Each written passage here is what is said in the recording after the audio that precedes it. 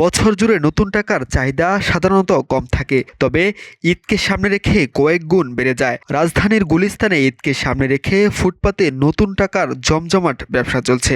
রাস্তার পাশে টেবিলে সাজানো থাকে 5 টাকা থেকে 1000 টাকার নোট। নির্দিষ্ট অঙ্কের নতুন টাকা পেতে হলে ক্রেতাদের অতিরিক্ত টাকা দিতে হচ্ছে। 1000 টাকা আমরা 700 টাকা তাদেরকে দিচ্ছি।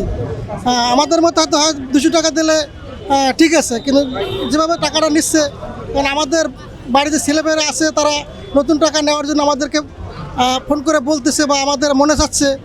অবশ্যই এটা তো সিন্ডিকেট, না হলে তো টাকা তো তারা পাওয়ার কথা না, জনগণ সবাই সচরাচর পাওয়ার কথা, কারণ সবাই তো টাকার ভাগ, এটা সবারই অধিকার। আসলে আমরাও তো মনে করেন ব্যাংকের মিলে গেছিলাম নতুন টাকার জন্য। আসলে নতুন টাকাটা তো আমরা পাও না, আমরা যারা টাকা উঠাই ব্যাংক থেকে আমরা পাই না, কিন্তু ওনারা ব্যাংক বলতেছে নতুন টাকা নাই, সিন্ডিকেট এই জায়গায় চলে আসতেছে নতুন টাকা। এদিকে ব্যাংক থেকে নতুন টাকা সরবরাহ বন্ধ রয়েছে। ফুটপাতে যে টাকাগুলো পাওয়া যাচ্ছে তা কোথা থেকে আসছে তা নিয়ে প্রশ্ন উঠছে। প্রতি বছর ঈদ উপলক্ষে বাজারে নতুন টাকা সরবরাহ করা হয়, তবে এবার সরবরাহ সীমিত থাকায় ক্রেতারা নতুন টাকা পেতে তুলনামূলক বেশি টাকা গুনতে হচ্ছে।